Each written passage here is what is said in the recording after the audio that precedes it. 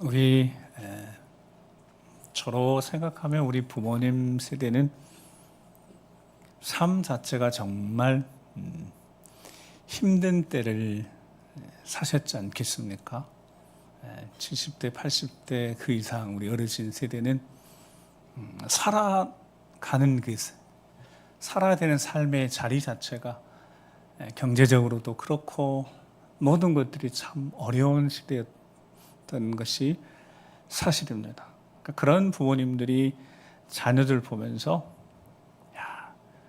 여러분 우리 자녀들 세대에게 보면서 애들이 누리는 것을 보면 또 이제 저처럼 이제 자녀가 된 저희들이 또 우리 자녀를 보면 저 정도면 못할 것이 없을 것 같은데 라는 생각을 해보게 됩니다. 너무 어려운 시절을 지냈던 시간들이 있으셨으니까 제대로 세 끼를 먹기도 힘든 시간들을 보내셨잖아요.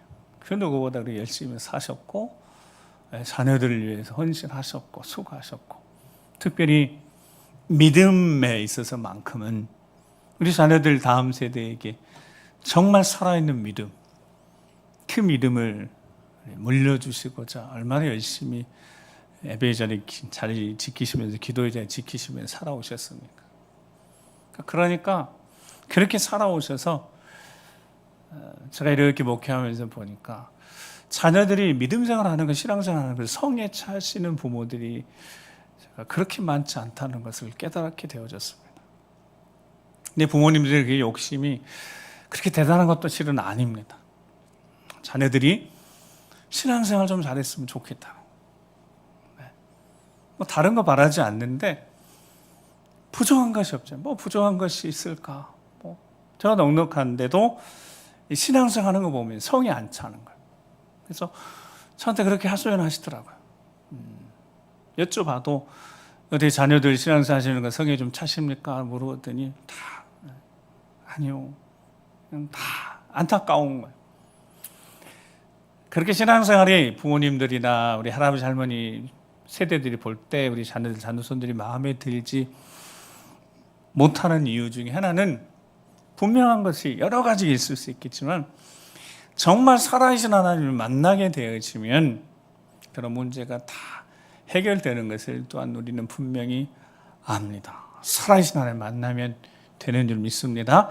예수님을 만난 사람이면 해결됩니다. 그들이 어디에 살고 있든 어떤 곳에 살고 있든 무엇을 하고 있든 정말 예수님을 인격적으로 우리 소위 말하는 인격적으로 만나면 반드시 영적으로 승리하게 될 줄 믿습니다. 그래서 우리가 기도하는 거고 그래서 우리가 열심히 신앙생활 하는 거고 우리가 호흡이 닿는 그 순간까지 우리 지켜야 될 자리 지키는 것 아니겠습니까? 사도행전을 통해서 계속해서 우리는 초대교회, 즉 예루살렘 초대교회를 계속 들여다보고 있습니다. 이들이 가지고 있었던 정말 예수님이 처음부터 너희들이 복 있는 자들이고 세상에 소금과 빛이라는 비전 주시면서 그렇게 훈련시키며 지나왔더니 정말 성령이 임하셔서 그들에게 나타난 모습이 너희들이 착한 행실도 하나님 앞에 영광을 돌리게 될 그 날을 비전을 품고 살게 하셨는데 정말 성령이 임하면서 그들 안에 아름다운 모습이 나타났다고. 서로 나누고 섬기고 특별히 자녀들 다음 세대를 신앙으로 세우는 일들 초대교회가 두말할 것 없이 정말 잘했습니다. 칭찬과 인정을 받을 만큼 그 사회 속에서 그 수가 날마다 더해졌고 세례받고 개종해서 예수 그리스도를 따르기 헌신한 이들이 점점 많아지면서 예루살렘 이 공예까지 함부로 할 수 없는 정말 영향력 있는 공동체가 됐다는 걸 우리는 확인했습니다. 물건을 서로 통용하고 심지어 재산까지 팔아서 자신의 집 팔고 밭을 팔고 자기가 가지고 있는 소유물을 팔아서라도 함께 나누면서 가난한 자가 없었다고 분명히 기록하고 있으니까 초대교회가 가지고 있는 그런 모습들 우리가 계속해서 지켜봤지 않습니까? 이 아름다운 모습들 오늘 우리는 그러면 아름다운 모습 도대체 어디서부터 시작되어졌을까 좀 더 구체적으로 생각해보고 그들이 가지고 있었던 그 어떤 것이 그 믿음이 어떤 믿음의 고백이 그것이 소망이다면 그것이 있다면 지금 우리는 그들보다 훨씬 더 넉넉하고 비교할 수 없이 좋은 환경에 살고 있으니까 우리의 모습이 더 행복할 수 있어야 되고, 오히려 초대교회 가지고 있어도 그런 나눔과 섬김이 있어야 될 터인데, 그렇지 못하다면 그들이 가지고 있는 뭔가 그들의 확실한 소망, 뭔가 그들이 가지고 있는 믿음이 우리에게 없어서, 어쩌면 그것이 없어서 우리 신앙생활이 안타까운 모습, 우리 자신도 제대로 지켜내지 못하고 다음 세대도 지켜내지 못하고 있는 것은 아닌지 반성하면서, 오늘 우리 주신 말씀을 통하여서 우리가 다시 한번 새로워지고 하나님 말씀 앞에 겸손히 서서 말씀대로 세워져 가는 귀한 은혜의 시간이 되기를 간절히 소망합니다. 그들 안에 결론입니다. 무엇이 있었을까? 그들이 아름다워 자기 자신의 것을 자기 것이라고 하는 사람이 한 사람도 없이 나누고 베풀고 재산까지 팔아서 사도들 앞에, 교회 앞에 두어서 그들이 함께 나눌 수 있도록 가능한 이유가 뭘까? 결론은 우리가 늘 들었던 대로 그것이 종말론적 신앙입니다. 표현으로 하면 종말론적, 즉 마지막 때에 대한 그들은 분명한 신앙 고백이 있었습니다. 마지막 때에 대한 분명한 알미 있었어요. 그 알을 삶으로 살아냈던 사람들이 초대교회 예루살렘 초대교회 성도들이었습니다. 그들에게 나타난 하나님께 대한 부요하고 성도들에게 부요한 이런 섬김의 모습들은 다른 여러 가지 있을 수 있겠지만, 한 가지를 꼽으라면 그들이 마지막 때를 살아가고 있다는 걸 정확히 알고 있었습니다. 그리고 마지막 때를 어떻게 살아야 되는지 제대로 알고 있었기 때문에, 그런 믿음이 있었기 때문에, 확실한 소망이 있었기 때문에 그들의 삶에 이런 모습이 나타났다는 것. 그런 반대로 우리가 과연 제대로 마지막 때에 대한 알을 이 시기가 영적으로 분별해내고 있고, 이 마지막 시대에 정말 제대로 살아내고 있다면, 우리 안에 뭔가 그것이 초대교회 성도들이 가지고 있는 확실한 것이 있다면, 우리도 이 마지막 시대를요 정말 제대로 살아낼 수 있습니다. 그게 없는 겁니다. 지난주일 뮤비데이 영화를 우리 상영했어요. 가나 혼인잔치 언약이라는 다큐멘터리 영화. 저는 개인적으로 정말 많은 분들이 좀 오셔서 함께 했으면 좋겠다 해서, 저는 믿음이 좀 부족해가지고 떡을 80명분분에 했어요.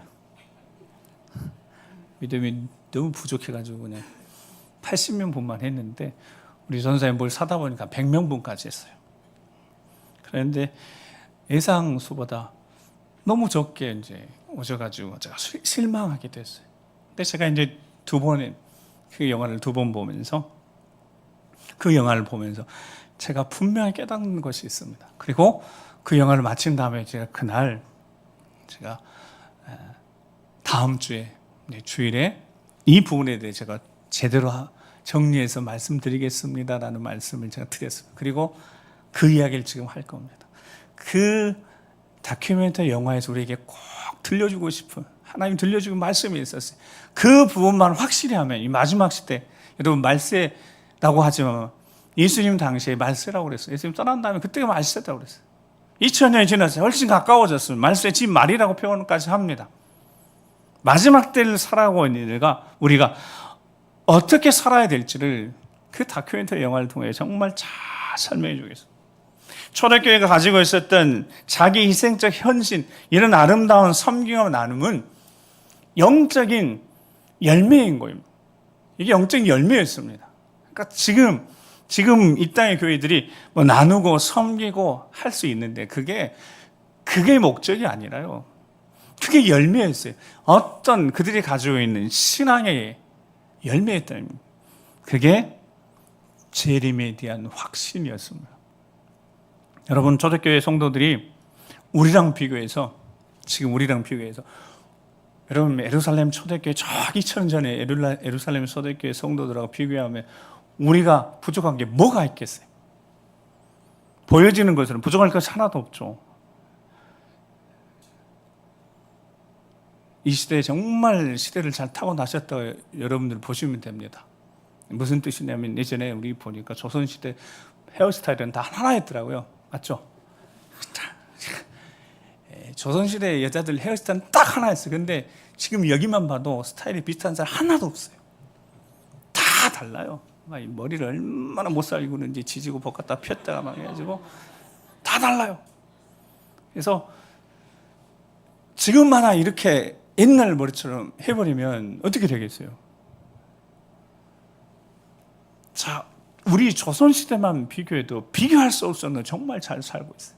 그러면 초대교회 비교해서 우리 지금 현재 교회가 비교했을 때 비교할 수 없는 초대교회가 가지고 있었던 겉으로 보여지는 것은 분명히 없지만 그들이 가지고 있었던 영적인 거, 영적인 능력, 그 믿음, 그것이 무엇이 있냐면 첫 번째가 부활입니다.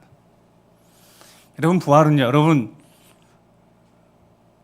부활을 믿으십니까? 이렇게 물어보면 일단 대답을 하셔야 되는 거고요. 여러분, 부활에 대한 이야기를 하자면 초대교회 성도들은 예수님 살아생전에 뵙고 십자가에 못 박혀 돌아가신 거 뵙고 다시 살아나신 거 뵀습니다. 40일 동안 함께 계셨던 모습도 있었고 하늘로 사실만 승천하는 것도 본 사람들이 갈릴리 사람이 500명이 일시에 봤습니다. 여러분, 그러니까요, 부활은 말할 것이 없어요. 그들은 그냥 증인인 거예요. 봤는데요. 정말 예수님 부활하시는 걸 봤으니까 부활에 대해서는 여러분 두말할 것이 없어요. 그들은 확실한 부활에 대한 신앙 가지고 있었습니다.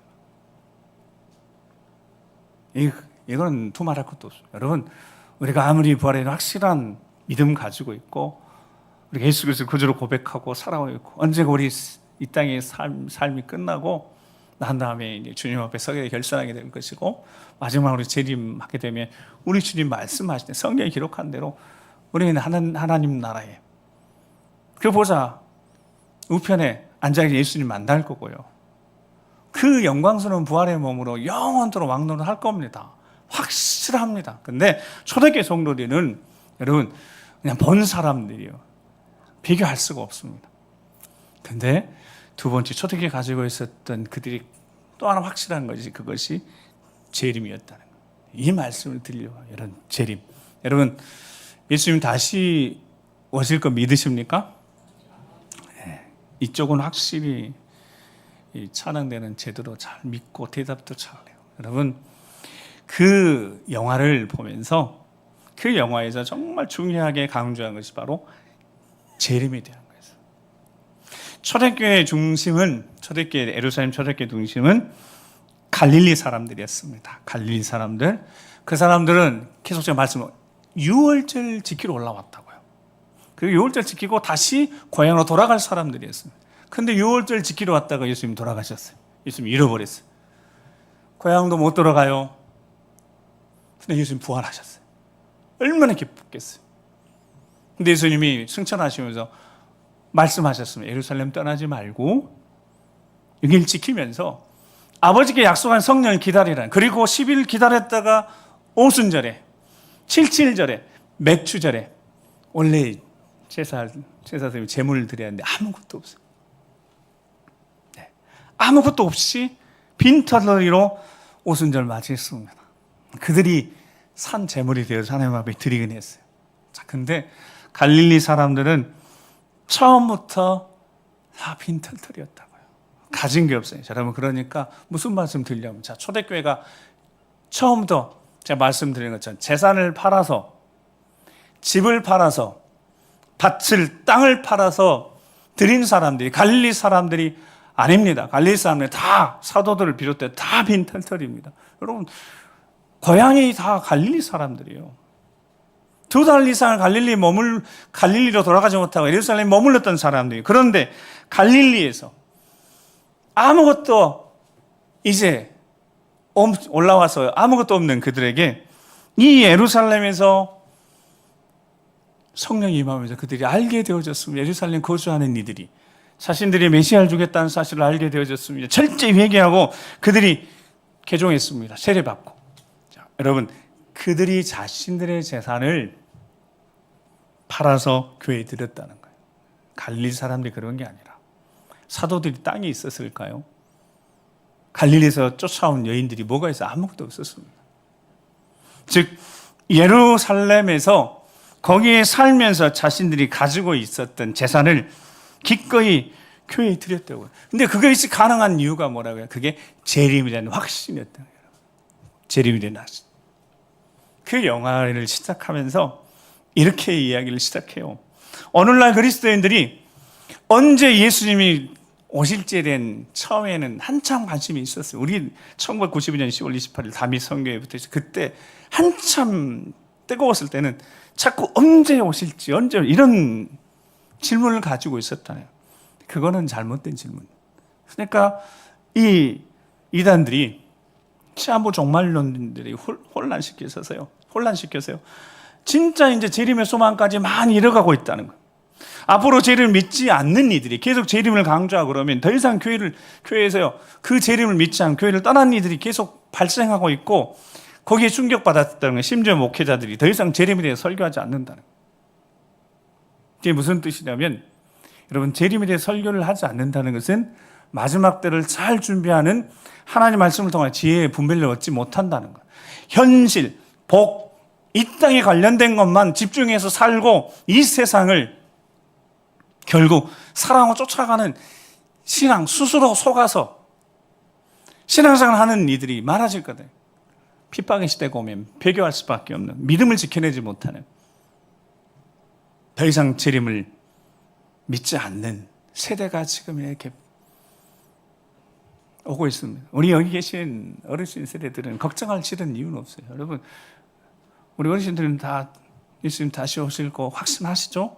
재림에 대해서 확실히 믿고 계시죠? 네. 근데 우리 다음 세대는 그렇지 않아요. 재림에 대해서 믿지 않습니다. 마태복음 24장 36절 말씀에 예수님이 이렇게 선포를 하셨어요. 자, 같이 한번 읽어보겠습니다. 시작.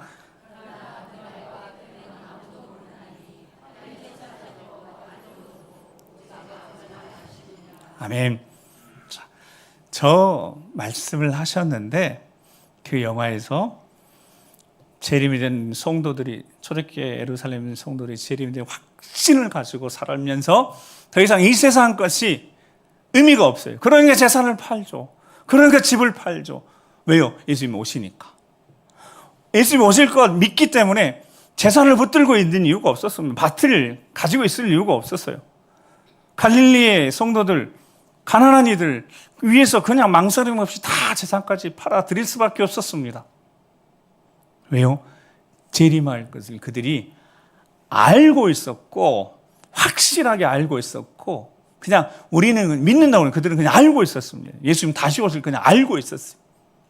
그걸 어떻게 그들이 알았느냐 그랬더니 그 당시 갈릴리에 있었던 결혼 풍습의 독특한 문화 속에 그것들이 다 들어있어서 예수님이 제자들부터 시작해 갈릴리 사람들은 그걸 너무도 명확히 알고 있었다는 거예요. 그 영화의 약혼의 장면부터 시작합니다. 그래서 신랑하고 신랑 아버지가 신부될 처녀에게 찾아가세요. 신랑이 잔을 내밉니다. 그러면 신부가 그 잔을 받으면 그게 정혼이 되는 거예요. 결혼에 대한 약속이 약혼이 되는 거예요. 신부가 그걸 받아서 신부가 거부할 권한이 있답니다. 그걸 안 받으면 결혼이 되지, 성립되지 않는 거예요. 그러면 신부가 그걸 받아요. 그러면 승낙을 한 겁니다. 그러면 신랑이 꼭 그렇게 결혼식에 이제 그 약혼 당사자들이 길거리에서 이렇게 있더라고요. 그 영화에 보면. 그래서 많은 증인들이 있는 데서 신랑이 꼭 뭐라고 이야기하냐면, 당신은 모세의 율법에 따라 선별되었어, 이렇게 선포하는 거예요. 이거는 하나님이 주신 창세기에 내 살 중에 살이요 뼈 중에 뼈, 이렇게 고백했던 거 똑같이 이건 하나님이 정하신 짝인 줄 믿는다라고 고백한 다음에, 내 아버지 집에서 당신과 함께 새 포도주를 마시기 전까지는 이 잔에 든 것을 마시지 않겠소라고 신랑이 한다는 거예요. 자신의 청혼을 받아든 신부에게 내 아버지 집에서 당신과 함께 새 포도주, 결혼식에 쓸 포도주를 준비하는데 그 새 포도주를 그때 마시기 전까지, 청혼 결혼식 날까지는 포도주 마시지 않겠다고 하고 신랑과 신부가 헤어집니다. 같이 사는 게 아니에요. 신랑은 뭘 하냐면 신부를 맞이할 집을 아버지 집에서 중축해서 준비합니다.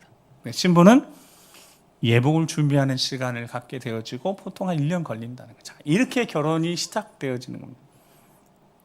그런데 놀라운 것은 이 결혼 풍습이 갈릴리에만 있다는 거예요. 독특하다는 거예요. 근데 예수님께서 제자들에게 마지막 만찬, 제자들과 마지막 식사를 하시면서 그 하신 내용이 마치 신랑이 신부에게 예수님이 신랑 되시고 제자들이 신부인 것처럼 꼭 그렇게 말씀하셨다는 거예요. 마지막 만찬 때. 마태복음 26장 26절 28절에 보면 그들이 먹을 때 예수께 떡을 가시자 축복하시고 떼어 제자들에게 주시며 이르시되 받아서 먹으라 이것은 내 몸이라 하시고, 우리 보통 하는 마지막 만찬 때 자, 먼저 떡 주고 내 몸이라 한 다음에 그 다음부터 자 27절 읽어봅니다. 시작. 또 잔을 가시사 감사 기도하시고 그들에게 주시며 이르시되 너희가 다 이것을 마시라.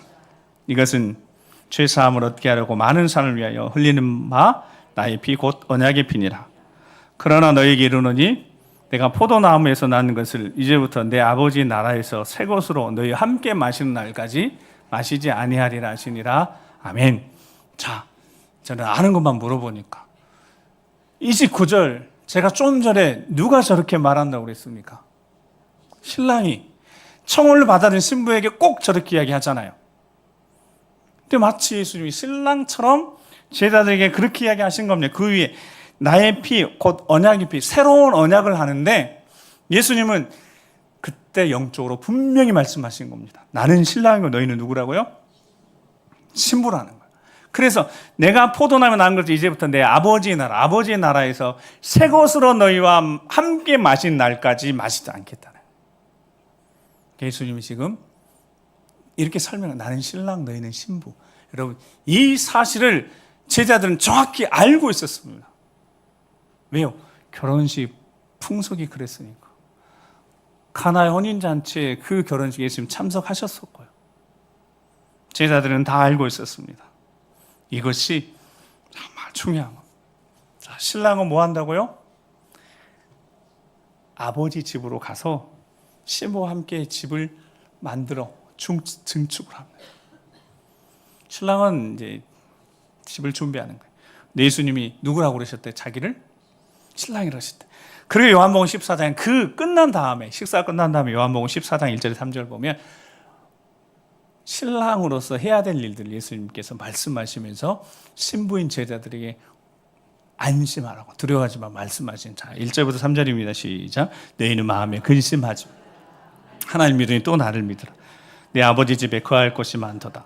그렇지 않으면 너희에게 일렀으리라. 내가 너희를 위하여 거처를 예비하러 가노니 가서 너희를 위하여 거처를 예비하며 내가 다시 와서 너희를 내게로 영접하여 나 있는 곳에 너희도 있게 하리라. 아멘. 3절 보세요. 신랑이 뭐하러 간다고요? 아버지 집에. 누굴 위해서? 신부를 위해서 집을 예비하러 가는 거예요. 준비하러 가는 거예요. 거처를 예비하러 가서 아버지 집에 가서요. 거처가 다 예비되면 내가 다시 와서 신랑이 신부를 데리러 오는 겁니다. 너희를 내게 영접하여 누구 있는 곳에 나 있는 곳에 너희도 있게 하리라. 이게 결혼에 신랑이 신부에게 약속하는 겁니다. 내가 다시 와서. 그래 초대교회 성도들은 예루살렘 초대교회 성도들은요. 재림을 의심할 이유가 없어요. 왜냐하면 신랑이 약속하셨으니까. 신부 삼아서 데리러 올 것을 약속했으니까 재림을 의심할 이유가 없어요. 언제인지도 관심이 없습니다. 자, 처음에 때는 누구의 권한이라고요? 하나님 분이시는 천사도 모르고 말씀이 육신되어 있다는 것이 예수님도 모르시고 누구만 아신다고요? 아버지만. 근데 갈릴리는 그렇게 독특한 풍습이 있다는 거예요. 여러분 결혼을 결정했고 자, 성립됐어요. 서로 준비해. 신부는 신부대로, 신랑은 신랑대로 준비하는데 결혼식 날짜는 누구만 아냐면 신랑 아버지만 안다. 신랑 모른대요. 그게 갈릴리 결혼 풍속입니다. 그렇게 말씀하셨어요. 예수님도 그렇게 말씀 아버지만 하신다고. 여러분 사랑하는 성도 여러분 이제 말씀 정리합니다. 결론은요. 신랑이 할 일은 우리가 걱정할 필요가 있어요? 없어요? 없어요. 우리는 누구니까? 신부니까. 신부는 뭐 하면 돼요? 여기 신부가 돼보신 분들은 아시지만 우리는 잘 모르잖아요. 남자들은 신부가 안 돼봤으니까. 신부의 마음을 좀 아실까요? 신랑이 언제 데리러 올지 여러분 그것이 두려운 날이 아니잖아요. 기대되고 기쁜 날이잖아요. 신랑이 데리러 오는 날인데 근데 그 날은 몰라요. 신부는 모릅니다. 신랑은 열심히 아버지 집에서 증축해서 함께 살 집을 만드는 거예요. 거기 다 갖춥니다. 신랑도 기대하는 거예요. 아버지만 보고 있는 거예요. 언제일까? 아버지가 이야기를 안 하시는. 그렇게 저 신랑 집 일이 진행되고 있을 때 신부는 뭐 한다고요? 디모데전서 2장 9절에 10절 말씀을 같이 한번 읽어보겠습니다.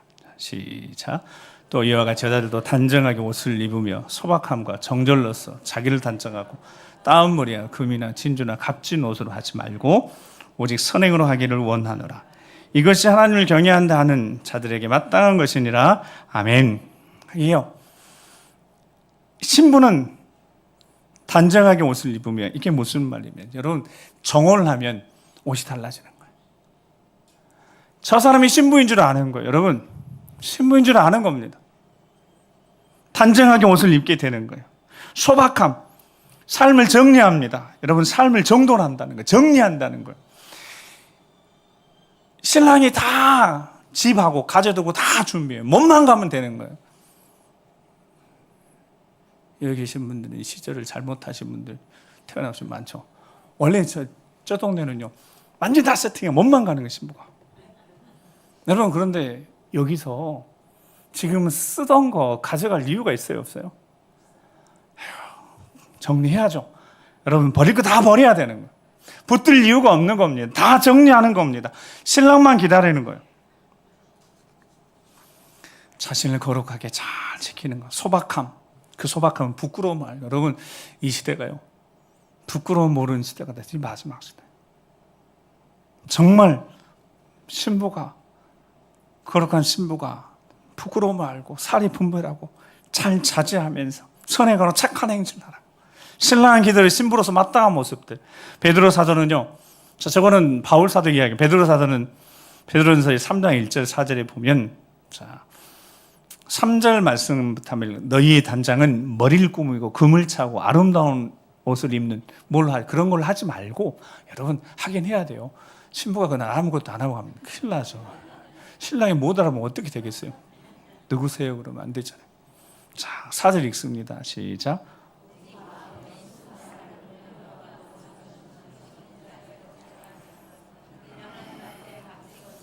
아멘. 그들은 다 알고 있었어요. 자신들이 신부임을. 그리고 신랑이 신부인 우리를 데리러 올 줄 다 알고 있어요. 정확히 알고 있었습니다. 그러니까 그 당시 신부는 신부 예복을 준비하면 됩니다. 그 영화에서 하이라이트가 여러 가지 있지만 잠자고 있는 신랑에 있는 신랑 아버지가 신랑을 깹니다. 지금이다. 신부 데리고 와라. 근데 그게 밤이었어요. 그 영화의 밤. 그러니까 신랑이 깜짝 놀래가지고 얼마나 기쁜지 나팔을 불고 동네를 떠들썩하게 부릅니다. 돌아가면서 이 잠자는 자들을 나팔을 불면서 깨웁니다. 그리고 신부의 집에 가는 거죠. 그리고 신부를 데리고 옵니다. 이것이 갈릴리에 있었던 결혼 풍습이었어요. 그러니까 당시 성도들은 자신이 누구라고 알고 있었다고요? 신부임을 다 정확히 알고 있었어요.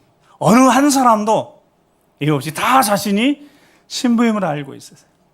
자신은 다 예수님의 처음에 청혼할 때 그 잔을 다 받은 신부로 자신들의 삶을 주님이 오실 때까지, 예수님이 다시 오실 때까지 기다리고 있었어요. 언제까지요? 모릅니다. 신랑이 올 때까지 그냥 기다리는 겁니다. 자지 말고 신랑이 거기 보면 신부가 옷 다 입고 있거든요. 밤중에 잠들어 옷까지 다 나팔소리를 듣고 바로 뛰쳐나갑니다. 사랑하는 성도 여러분, 오늘 본문 29절 말씀을 같이 한번 읽어보면 오늘 본문 29절. 자, 오늘 본문 29절입니다. 시작.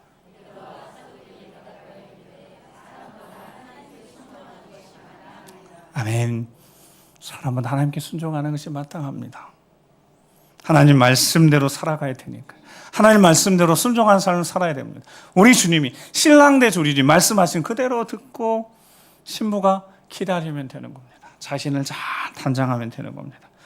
임금과 구주로 삼으셔서 하나님이 높이신 우리 주님이 신랑 되신 우리 주님이 우리를 데리러 오실 것을 우리가 믿고 기다리면 되는 겁니다. 그런데 이 마지막 시대가 속이는 거예요. 신랑이 더디 온다고 속여서 게으르게 하고 있습니다. 준비 못하도록 하고 있습니다. 오시지 않을 곳이라 속여 세상에 취하도록 사탄의 속임수에 넘어가서 목사들도 재림에 설교를 안 한다는 거. 그러니까 뭘 모르는, 자기가 신부인 걸 모르는 거. 신랑을 맞이할 준비를 하지 않는 겁니다. 신랑을 맞이할 준비를 받더니 초대교회는 자신이 가지고 있는 재산, 이 집, 이게 의미가 없어요. 주님 다시 오실 것이니까. 이거 가난하고 어렵고 힘든 성도를 위해서 섬겼던 겁니다. 여러분, 그 동네에 신부가 있다는 것은 딱 보일 때 자신을 잘 단장한 신부가 있어요. 그러면 뭐가 있다? 결혼식이 있는 겁니다. 언젠지 몰라요. 근데 결혼식이 있는 겁니다.